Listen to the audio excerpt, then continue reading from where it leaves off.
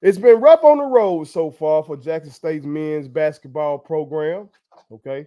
It's been rough. All right. But I will say this, these young men are playing hard and they are earning the respect of a lot of folks around this country. And if you're watching the games, if you've been watching the games like I have, okay, you know that. Okay. You can hear from the commentators, okay. Uh, and they've been rightly praised for their effort. Okay. But let's talk about this. We're gonna talk about it, okay? Because if you just look at the record, you look at 0-3, it doesn't tell the whole story. Okay. Because we easily could be 2-1. We really could. We really could, excuse me. Really could. All right. But let's talk about it. Before we do, make sure you hit that subscribe button. I am your homeboy first, and this is the realest, most entertaining show in the game. Put it on some again. Hit that subscribe button, hit that like button, share, and put all of your people on it. Okay. Also, follow me across all social media platforms, especially on Instagram. Okay. Trying to get up to 40,000 followers. Okay. Please help me do that. All right. Jack State opened up this season, the men at least, opened up this season against Memphis, San Diego, and California Baptist. Okay. I watched each of those games. Okay. On the surface, if you just Google it and go look it up, it looks like Jack State got their ass handed to them in each game, okay? And they just, out there on the road, having to, play money games to fundraise, to have a program, okay? Which sucks, But as I was saying in another segment about the women, you know, just ask God to expedite my efforts and help my businesses. And I hope God does the same thing for you. If you out here trying to get it and you want to give back and help the institution in a major way, you feel me? I hope that God helps us for real, for real. All right. But until some of us who desire to be able to chip in enough money to where our teams ain't got to go play games like this, going on the road for most of the damn season where they don't have a home game until January when SWAC play starts.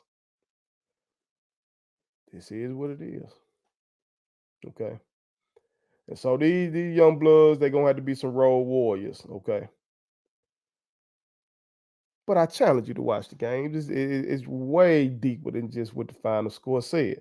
All right. In the game against Memphis, yeah, the score was 94-77.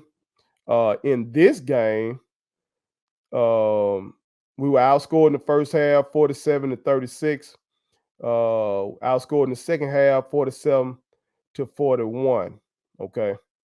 But that's the only game of these three that was like that. Okay. But now we are missing, excuse me, Mr. Mansell from last year. He's tall, athletic, okay. Uh Good defender, to my around the rim.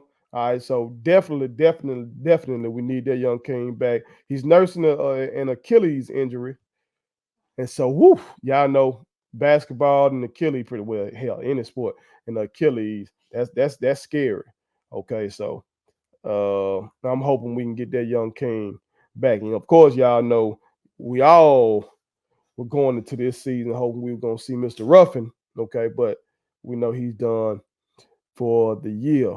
Okay, so we're dealing with injuries, but we still out there hustling, y'all. Numerous hustle plays in all of these games, diving on the floor for loose balls like a motherfucker. Okay, and a lot of times this turns into points for us. Zeke Cook, my dog. Shout out to Zeke Cook. Okay. I've had him on here before. He put it on some, what I'm talking about. Go check out that interview if you missed it. Zeke scored the first 5 points of the season for us. Okay. We got Chase, the point guard still at the helm. Okay, that young man got the ball on the string. Okay, a pretty good decision maker, pretty good floor general. Okay, he can create his own shot, like in the Memphis game. He created off the bounce, then finished high off the glass over a big. Uh, you know, but that game was tough.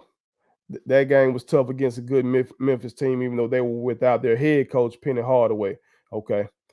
But let's get to these other couple games. Okay. Let's get to the game versus San Diego. Okay.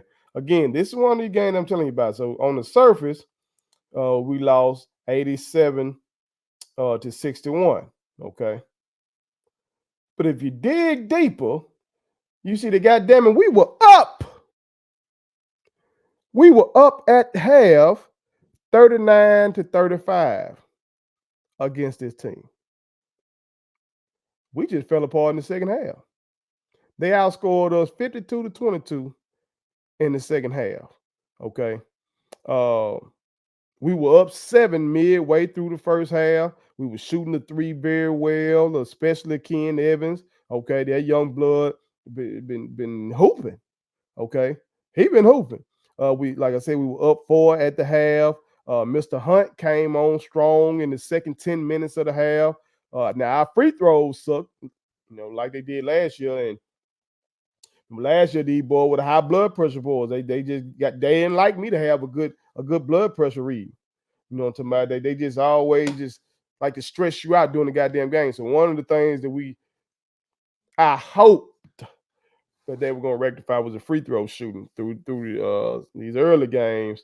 At least in this game, that was a struggle. Okay, but in the second half when we collapsed, they went on a run in the first part of the half, and we scored only like 9 points in the first 10 minutes of the half. We were outscored 28 to 9 over this stretch. Eventually, we had 2 guys foul out, and we just collapsed offensively, defensively. Their zone bothered us, and we just went ice cold. Okay, so we were up in that game. We were up. And then we just came out flat as fuck in the second half. Okay. So, but if you want to look at that one and say, no, first, all right, well, I can't give you that one either because the way we got our ass whooped in the second half, that was an L. We just took an L then.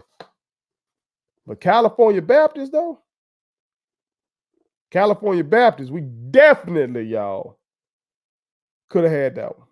Okay. Final score was 80 to 66. Once again, we were up by 4 at the half. 39 to 34, but we got outscored 46 to 27 in the second half. But watch this now.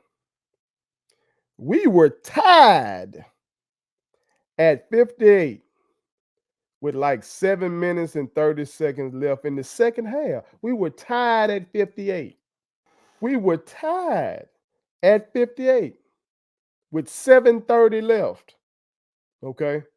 And then the bottom just fell out. Okay. They killed our 2-3 zone during like the initial part of the stretch where they started to pull away.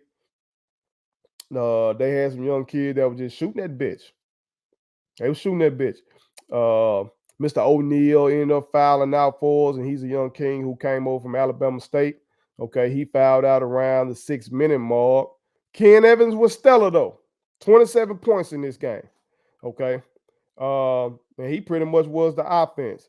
The only other cats we had that got in the double figures was Chase Adams with 10 points and Mr. O'Neal, who I mentioned previously, he had 10 points. All right, but Coulter Young, who the guy that's supposed to be our knockdown shooter, that young king only had 2 points in this game. Okay. Whom I told y'all I was hoping for him to come into this year and be more consistent with his shot. Okay. And hopefully that still will be the case. All right. But it's tough out there on the road.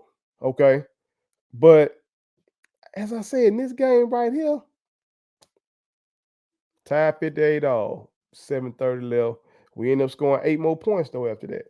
Okay. That's all we can muster. All right. So we got to be better. Got to be better.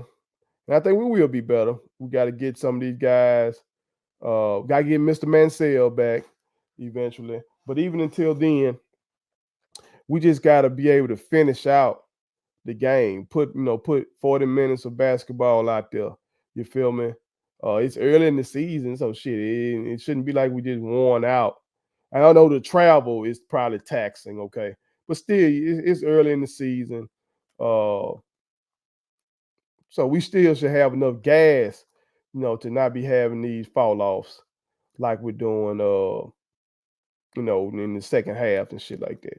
Okay, but overall, I think this is gonna toughen us up, and I think we're gonna be all right when it comes to SWAC play. Okay, so make sure y'all are supporting both Tiger basketball teams. Okay, I know in this preseason schedule is often tough. All right, but I think it's gonna toughen them up and have them ready for SWAC play. Put it on something. Please subscribe to my daddy's YouTube channel because the more subscribers he gets, the more attractive he looks to sponsors. The more attractive he looks to sponsors, the more money he can make. And the more money he can make, the more money he can spend on me.